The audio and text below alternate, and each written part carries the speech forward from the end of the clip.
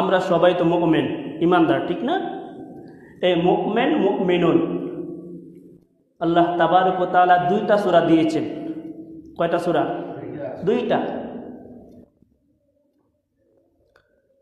মুমিন এবং মুমিনুন কেন দিলেন? এক বচন এবং বহু বচন। এই মুমিন নাম এসেছে হযরত মূসা আলাইহিস সালামের আমলে একটা ঘটনা ঘটেছিল ফেরাউন থাকতে। আমরা ঘটনাটা সবাই জানি যে হযরত মূসা আলাইহিস সালাম ফেরাউনের একটা লোককে একটা থারবা দিয়ে মাইরা ফেলছিল, মনে আছে কিনা? মূসা আলাইহিস সালাম ফেরাউনের একটা লোককে একটা থারবা দিছিল, যার কারণে লোকটা মারা গিয়েছে। তৃপ্তি।